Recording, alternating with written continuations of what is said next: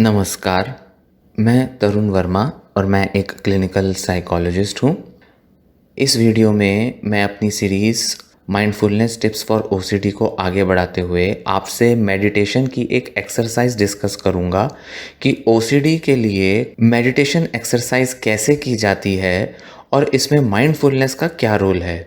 एक बिल्कुल साइंटिफिक और step by step meditation exercise मैं आपको बताऊंगा कि कैसे माइंडफुल होकर मेडिटेशन की एक्सरसाइज ओसीडी में की जाती है और कैसे उसका फ़ायदा लेकर आप ओसीडी के सिम्टम्स को ओवरकम करने में आगे बढ़ सकते हैं।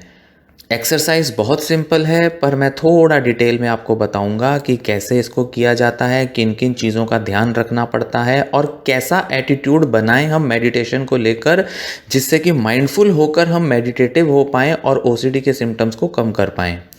ये वीडियो जो है ये 2 पार्ट्स में होगी, मतलब ये पहला पार्ट होगा और इसका अगला एक सेकंड पार्ट होगा जिसमें मैं बाकी के स्टेप्स डिस्कस करूंगा। तो कुछ स्टेप्स पहली वीडियो में और कुछ स्टेप्स मैं सेकंड वीडियो में आपसे डिस्कस करूंगा इस मेडिटेशन एक्सरसाइज के। तो चलिए अब आगे शुरू करते हैं। ओसीडी के कॉन्टेक्स्ट में, ओसीडी के मामले में मेडिटेशन सिर्फ एक एक्सरसाइज है और इससे ज़्यादा कुछ नहीं। जैसे कि एक एथलीट मतलब एक स्पोर्ट्स पर्सन वेट लिफ्टिंग करता है, एक्सरसाइज करता है, जॉगिंग, रनिंग, कुछ भी ऐसी एक्सरसाइज करता है ट्रेनिंग के लिए, उसी तरह से ओसीडी के लिए मेडिटेशन एक एक्सरसाइज है। ये कोई रिचुअल नहीं है, कोई रिलीजियस प्रैक्टिस नहीं है, कोई ऐसी चीज़ नहीं है जिसको कि आप बहुत डेडिकेशन के साथ करें या कुछ ऐसा जिससे कि सेल्फ रियलाइजेशन हो सके। बहुत सारे पेशेंट ओसीडी से जो सफ़र कर रहे होते हैं वो मेडिटेशन को अपने लाइफ की कुछ ऐसी जर्नी या ऐसा कोई एक डिटर्मिनेशन मान के चलते हैं जैसे कि उनको बहुत कुछ अचीव करना है इस पाथ पर और एक सेल्फ रियलाइजेशन, एनलाइटनमेंट जैसा कुछ अटेन करना है। और उन्हें ऐसा लगता है कि ओसीडी के सिम्टम्स को दूर करने का एक ही तरीका है कि इतना डीपली मेडिटेशन कर लो कि जिससे सेल्फ रियलाइजेशन हो जाए। ये एक गलत धारणा है। मेडिटेशन या माइंडफुलनेस जो कि हम ओसीडी के कॉन्टेक्स्ट में करते हैं, ये कोई सेल्फ रियलाइजेशन का तरीका नहीं है, ना ही इसे बहुत रिलीजियसली बिल्कुल सुबह शाम करने की ज़रूरत है, ऐसा कुछ नहीं है। ना ही मेडिटेशन इसमें कुछ रिलैक्सेशन का कोई टूल है। हालांकि इसको कभी कभी रिलैक्सेशन के तौर पे यूज़ किया जा सकता है, क्योंकि मेडिटेशन माइंडफुलनेस के बहुत सारे ऐसे एक्सरसाइज और कंपोनेंट हैं जो रिलैक्स करने का काम करते हैं। सीधे भाषा में कहा जाए तो मेडिटेशन सिर्फ मेंटल फिटनेस या मेंटल हाइजीन को इम्प्रूव करने का तरीका है, जिसमें आप बार बार प्रैक्टिस करके अपने मेंटल फिटनेस को या जिसे कहें कि मेंटल मसल्स को स्ट्रेंथन करते हैं, जिसमें कि आप प्रेजेंट मोमेंट में अपनी अटेंशन की एबिलिटी को इम्प्रूव करने के लिए ही वर्क करते हैं। तो प्रेजेंट मोमेंट में अटेंशन को लाना, ये एबिलिटी इम्प्रूव करना, मतलब कि ये एक मसल की तरह अगर हम देखें तो इसको स्ट्रेंथन करना होता है। बस इस पूरी एक्सरसाइज का यही टारगेट होता है। ओसीडी के लिए मेडिटेशन का बस यही पर्पस होता है कि प्रेजेंट मोमेंट में अपनी अटेंशन को कैसे स्ट्रॉन्ग करना है, स्ट्रेंथन करना है। ओसीडी के लिए कोई एक परफेक्ट तरीका नहीं होता मेडिटेट करने का। हालांकि ज़्यादातर जो ओसीडी के पेशेंट्स को मेडिटेशन कराई जाती है, ज़्यादातर जो दुनिया भर में जो थेरेपिस्ट और मेडिटेटर्स हैं वो विपस्सना ट्रेडिशन या विपस्सना मेडिटेशन पर ही ज़्यादा फोकस करते हैं, जो कि ओसीडी के सिम्टम्स को दूर करने में सबसे ज़्यादा हेल्पफुल हो सकती है और देखी भी गई है अलग अलग रिसर्चेज में। विपस्सना एक एंशिएंट इंडियन प्रैक्टिस है जो कि बुद्धिज़्म से ली गई है। ये एक पाली भाषा का शब्द है जो कि गौतम बुद्धा की लैंग्वेज थी, जिसको अगर हम ट्रांसलेट करें सिंपल भाषा में तो होगा इनसाइट मेडिटेशन, इनसाइट लाने वाली मेडिटेशन। इस टाइप की मेडिटेशन में हम इनसाइट गेन करते हैं उस बॉडी पार्ट के लिए या सेंसेशंस के लिए जहां पर हम अपना ध्यान फोकस कर रहे हैं, और सबसे ज़्यादा जो फोकस किया जाता है वो ब्रीदिंग पर किया जाता है। अगर मोटे तौर पे देखा जाए, लार्जर पर्सपेक्टिव में देखा जाए, तो विपस्सना तो पूरी एक फिलोसॉफिकल सिस्टम भी है। इसमें बहुत सारे मोरल, रिलीजियस और स्पिरिचुअल इसके अंदर पर्सपेक्टिव्स हैं, आइडियोलॉजी, प्रिंसिपल्स हैं। पर एक बहुत एसेंशियल पार्ट है विपस्सना ट्रेडिशन का, या इसको कहें कि विपस्सना फिलॉसफी का, वो ये है कि एक तरीके की मेडिटेशन इसमें की जाती है जिसमें कि माइंड की ट्रेनिंग की जाती है, जिससे कि हम अपने प्रेजेंट मोमेंट में ज़्यादा से ज़्यादा अवेयरनेस को लाते हैं जब भी हमारा माइंड कहीं भी डिस्ट्रैक्ट हो जाए। मतलब कि जैसे अगर किसी भी मोमेंट में हमारा माइंड डिस्ट्रैक्ट हो रहा है, इधर उधर की थॉट्स आ रही हैं, फीलिंग्स आ रही हैं, तो सारा फोकस जो होता है वो प्रेजेंट मोमेंट में अपनी अटेंशन को खींचने का होता है। और ऐसी अवेयरनेस को डेवलप किया जाता है, ऐसी इंसाइट को डेवलप किया जाता है जिससे कि हम अपना ध्यान डिस्ट्रैक्शन से हटाकर प्रेजेंट मोमेंट में जो भी थॉट, फीलिंग, इमोशन है उस पर ले आएं। यही पूरा पर्पस है विपस्सना मेडिटेशन का, यही पूरा पर्पस, फोकस है माइंडफुलनेस और उस मेडिटेशन का जो कि हम ओसीडी में सबसे ज़्यादा यूजफुल देखते हैं। अगर मैं इसको समराइज करूं तो क्या मतलब हुआ कि अवेयरनेस लाना इस बात पर कि मेरी थॉट्स भटक रही हैं, मेरी थॉट्स इधर उधर जा रही हैं, उधर से हटाना है और प्रेजेंट मोमेंट में लाना है, ताकि मैं प्रेजेंट में जो भी महसूस हो रहा है, जो भी मेंटल फिजिकल एक्सपीरियंस हो रहा है, उसको माइंडफुली अटेंड कर सकूं, उसको पूरे होश के साथ मैं उस पर ध्यान बना सकूं। और सबसे ज़रूरी पार्ट कि हम उसी मोमेंट में, उसी क्षण में अवेयरनेस लाते हैं जब हम भटक रहे होते हैं, जब हमारा मन इधर से उधर चला जाता है।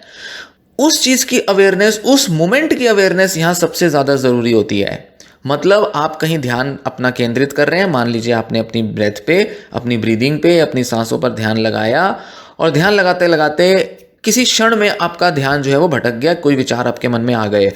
इसी क्षण के प्रति अवेयरनेस हो जाना, मन के भटकने के प्रति अवेयरनेस हो जाना, जागरूक हो जाना और एकदम अपना ध्यान खींच के फिर से अपनी ब्रीदिंग पर ले आना, ये होता है विपस्सना मेडिटेशन या माइंडफुलनेस।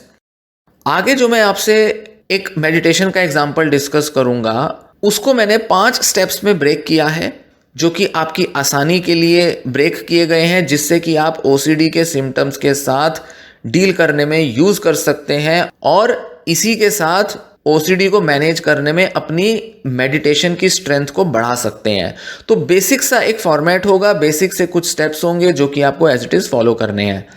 इस वीडियो में मैं 2 प्रिंसिपल्स या ये कहें कि 2 स्टेप्स आपसे डिस्कस करूंगा और अगले पार्ट में मैं आपसे बाकी की 3 स्टेप्स को डिस्कस करूंगा। तो कुल मिला के 5 स्टेप्स होंगे।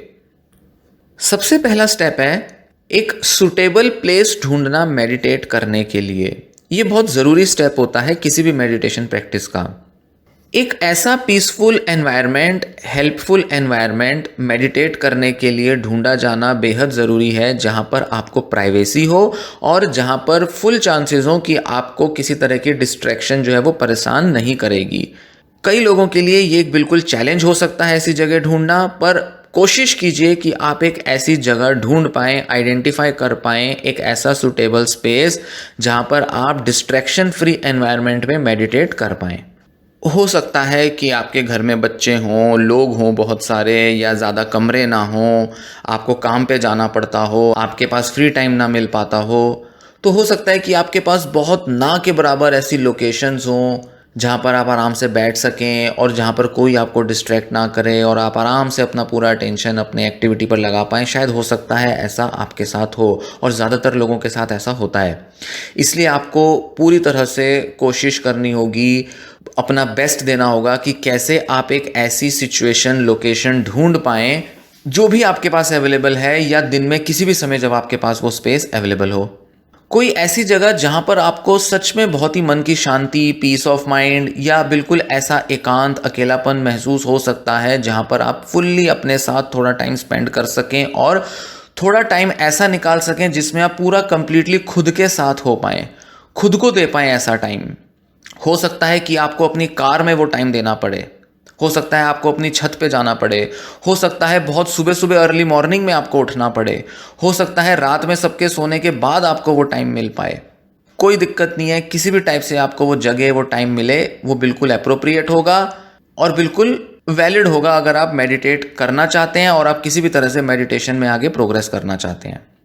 घर में या घर के बाहर किसी भी जगह पर मेडिटेशन करना यूज़फुल हो सकता है, पर यहाँ पर बस ध्यान रखना है कि आइसोलेटेड प्लेस हो और पीसफुल प्लेस हो। नेचर में भी अगर वो ऐसी जगह आपको मिलती है, किसी पार्क में, किसी मैदान में, किसी जंगल में, किसी भी जगह जहाँ पर भी आपके आसपास कोई जगह अवेलेबल हो, किसी खेतों में जाकर, कहीं भी जाकर आप वहाँ पर ये मेडिटेशन कर सकते हैं। बस एक ही चीज़ ध्यान में रखने की है कि वहाँ डिस्ट्रैक्शंस लिमिटेड हों, ना के बराबर हों।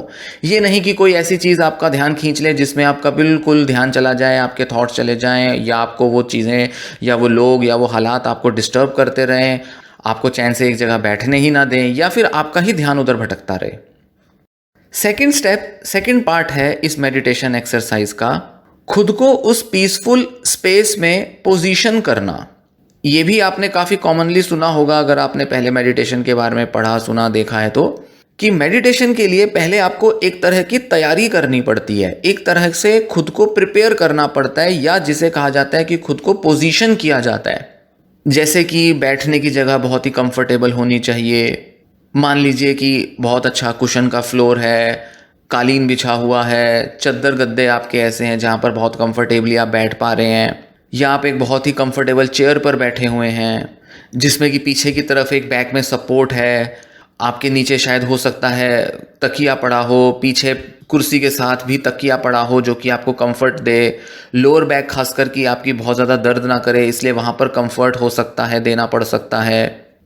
आप लेट कर भी मेडिटेट कर सकते हैं, किसी पीछे के बैक में किसी सरफेस से खुद को अटैच करके, या किसी ऐसी जगह जहाँ पर आप बिल्कुल पीठ सीधी करके बैठे हो और पीछे बैक में कोई सपोर्ट ना हो तो भी चल सकता है। तो कोई भी ऐसा प्लेस, कोई भी ऐसी जगह जो आपको कंफर्ट दे, आपको जिस तरह से कंफर्ट आता हो वहाँ पर आपको बैठ जाना है। चाहे आपकी बैठने की जगह बहुत ही कुशन वाली हो या चाहे वो नॉर्मल सरफेस हो, बस बहुत ज़्यादा पेनफुल नहीं होना चाहिए। ये ना हो कि आप 5 मिनट से ज़्यादा अगर बैठें तो आपको दर्द होने लगे और वो दर्द की वजह से ही आप डिस्ट्रैक्ट हो जाएं और आप मेडिटेट ना कर पाएं। तो अपने हिसाब से आप देखें कि आप किस जगह किस सरफेस पर कैसे बैठना पसंद करेंगे।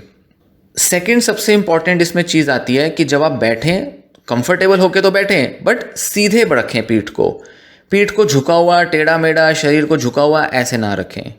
अगर चेयर पर बैठे हैं तो अपने पैर ज़मीन पर रखें, आपकी दोनों नीचे जो पैर की जो तली हैं वो पूरी तरह से ज़मीन पर पड़े होने चाहिए, और आपके हाथ जो है वो आपके घुटनों पर या आपके थाइस पर होने चाहिए। बिल्कुल आराम से रिलैक्स पोस्चर में आपको बैठना है।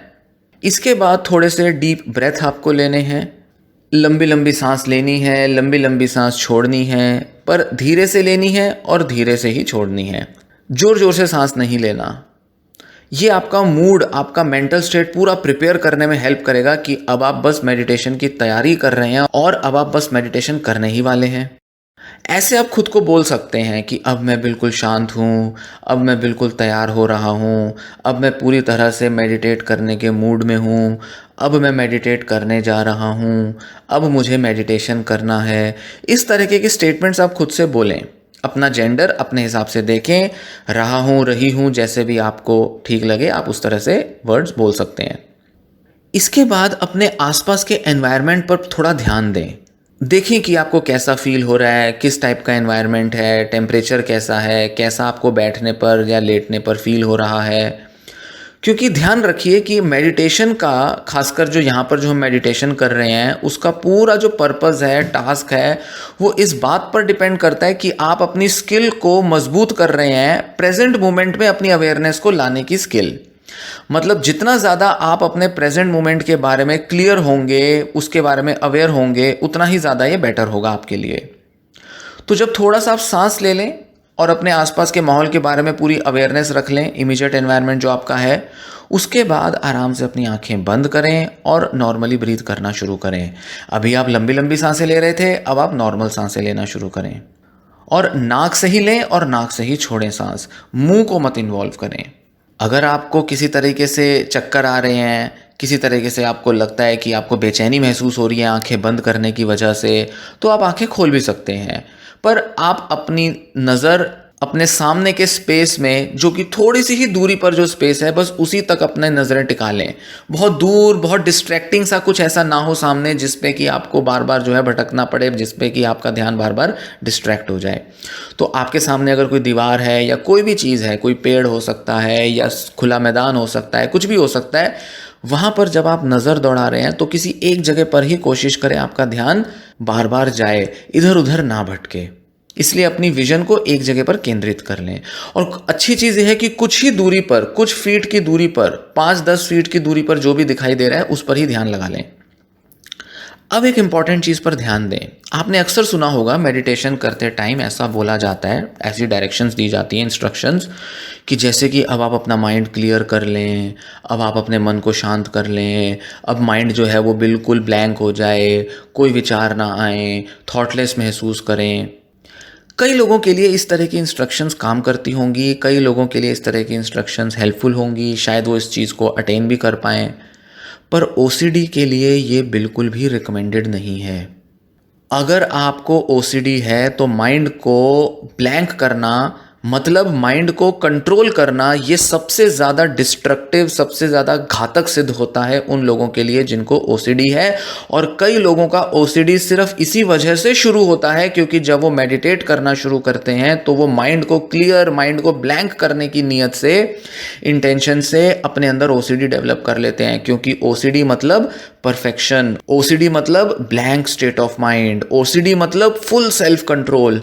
तो ओसीडी के पेशेंट क्या करते हैं, अपने माइंड को फुल्ली कंट्रोल करने की कोशिश करते हैं ताकि कोई थॉट उसके अंदर एंटर ना करे।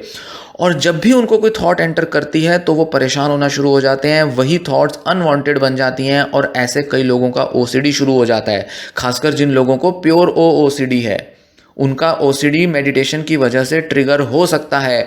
गलत तरीके से, गलत इंस्ट्रक्शंस को फॉलो करके, गलत स्टाइल, गलत प्रैक्टिस से मेडिटेशन की आपको ओसीडी डेवलप हो सकता है।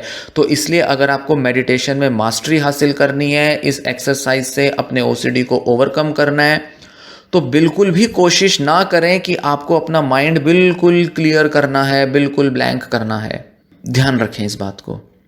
ओसीडी के अंदर माइंड बहुत ज़्यादा बिजी होता है। ओसीडी के अंदर, माइंड के अंदर बहुत सारे विचार दौड़ते रहते हैं, बहुत सारे विचार इधर उधर से दिमाग में परेशान करते हैं, इंटरफेयर करते हैं। तो हमारा काम है कि ये जो उथल पुथल दिमाग में चल रही है, इसको शांत करना है, इसको रिलैक्स करना है, खाली नहीं करना है दिमाग को। मन को विचारों से खाली नहीं करना है।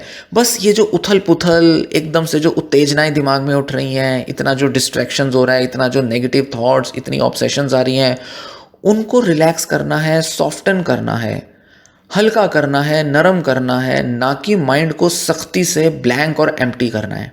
ध्यान रखें इस बात का। जब विचार आते हैं मन में, जब थिंकिंग चल रही होती है, तो माइंडफुलनेस का एम होता है कि हम उस विचार के प्रति अवेयर हो जाएं, बजाय कि उस विचार में पूरी तरह से खो जाने के। मन में विचार उठे और हम मन में उठते विचारों के साथ बह गए। जो विचार हमें दिखा रहे थे, कह रहे थे, हम वो देखने लग गए, सुनने लग गए, समझने लग गए। नहीं, माइंडफुलनेस का पर्पस है कि हम इस थिंकिंग के डिस्ट्रैक्शन को भी अवेयर हो जाएं और साथ ही साथ विचार किस तरह के आ रहे हैं, जा रहे हैं, उसके प्रति अपनी अवेयरनेस को स्ट्रॉन्ग करें, अवेयरनेस लेकर जाएं। ये होता है माइंडफुलनेस। माइंडफुलनेस का मतलब ये नहीं होता कि माइंड को बिल्कुल ब्लैंक कर दो, एज इफ कि कोई विचार आ ही नहीं रहे हैं, विचारों को भगाओ, विचारों को मिटाओ। ऐसा नहीं करना होता हमें। तो हमारा काम यहाँ पर क्या है कि जैसे ही मन में कोई डिस्ट्रैक्टिंग विचार उठने लगे और मन उस तरफ दौड़ जाए, तो मन को शांत करने के लिए अटेंशन को उन विचारों से प्रेजेंट मोमेंट में ले आओ। अटेंशन पर कंट्रोल लाना ही, अटेंशन को पूरा रेगुलेट करना ही माइंडफुलनेस का पर्पस होता है। जैसे ही आप अपनी आंखें बंद करते हैं, आप देखेंगे कि आपके मन में बहुत सारे विचार आ रहे हैं, फीलिंग्स आ रही हैं, बॉडी में बहुत सारी सेंसेशंस आ रही हैं। इन सब के प्रति आप अचानक से अवेयर होना शुरू हो जाएंगे, क्योंकि आंख बंद करने के बाद जब बाहरी दुनिया नहीं दिख रही, तो नेचुरली हमारे शरीर, मन में जो भी हमें महसूस होता है, वो सब हमारी अवेयरनेस में आना शुरू हो जाएगा। ये नेचुरली होगा, अपने आप चीज़ें आपकी अवेयरनेस में आएंगी।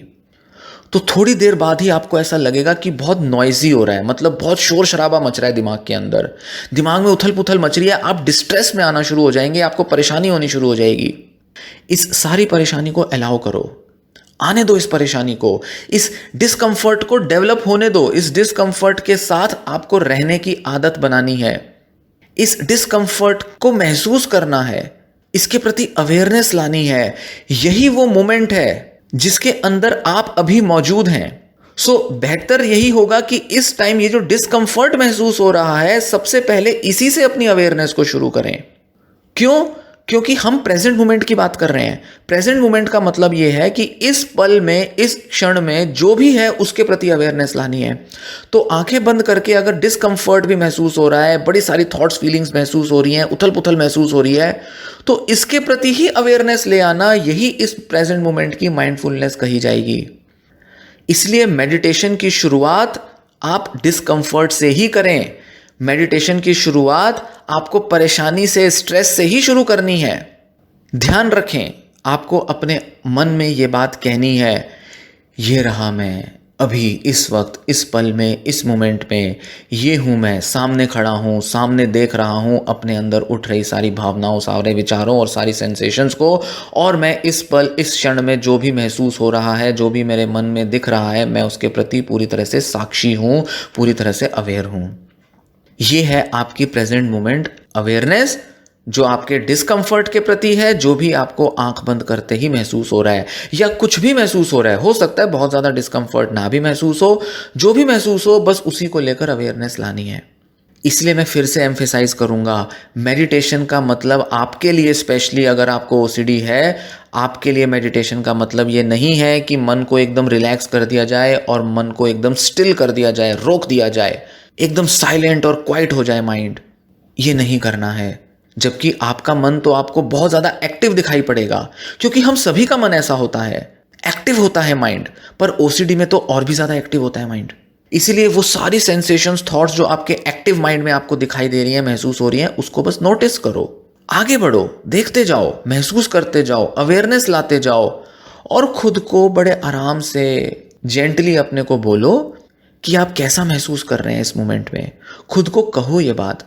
आप कह सकते हो, अरे वाह कितना कुछ चल रहा है मेरे दिमाग में, अरे वाह कितने अजीब अजीब से उथल पुथल विचार आ रहे हैं मेरे मन में, अरे ये तो बड़े सारे विचार आ रहे हैं मेरे मन में।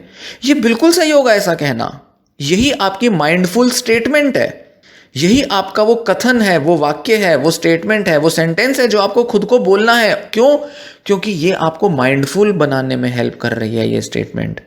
ये नहीं बोलना आपको कि अरे यार ये क्या सब शुरू हो गया मेरे दिमाग में, मेरा दिमाग तो साइलेंट ही नहीं हो रहा, क्वाइट ही नहीं हो रहा, ये कैसी मेडिटेशन है।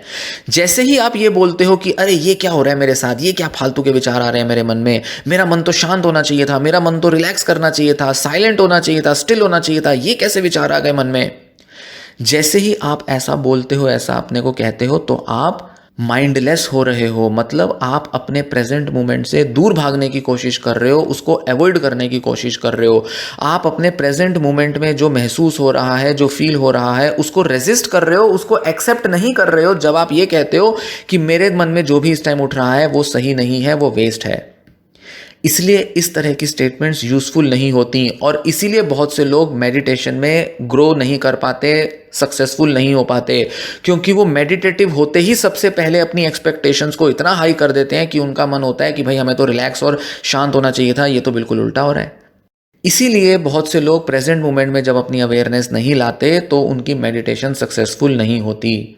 तो रेजिस्टेंस देना, उसको धिक्कारना, खुद को अपने एक्सपीरियंस के खिलाफ जाना, उसको इनवैलिडेट करना, उसको नेग्लेक्ट करना, उसको नलीफाई करना, कहना कि ये नहीं होना चाहिए था, कुछ और होना चाहिए था, ये मतलब ऐसा हुआ कि जैसे आप बहुत सख्ती बरत रहे हो खुद पर, और ये रेजिस्टेंस है, एक्सेप्टेंस नहीं है। इसीलिए इस प्रेजेंट मोमेंट में जो भी महसूस हो रहा है उसके प्रति अवेयरनेस आना, साक्षी भाव आपके मन में पैदा होना, ये बहुत ज़रूरी है, और यही आपकी मेडिटेशन की आगे की प्रोग्रेस को और ज़्यादा इन्हेंस करता है, और ज़्यादा आपको एक सक्सेसफुल मेडिटेटर बनाता है। और अच्छे से आपकी प्रोग्रेस होगी अगर आप प्रेजेंट मोमेंट अवेयरनेस में जो भी महसूस हो रहा है, जो भी थॉट्स आ रही हैं, उसके प्रति बस अवेयर हो जाएं। ये वीडियो मैं यहीं समाप्त करता हूँ। आगे का सेकंड पार्ट, जिसमें मैं आगे के 3 और स्टेप्स डिस्कस करूँगा, वो नेक्स्ट वीडियो में आपको सुनने को मिलेंगे। आगे की वीडियो सीरीज़ ज़रूर सुने, और अच्छे से ओसीडी में मेडिटेशन की एप्लीकेशन को समझने के लिए और माइंडफुलनेस को भी जानने के लिए। धन्यवाद।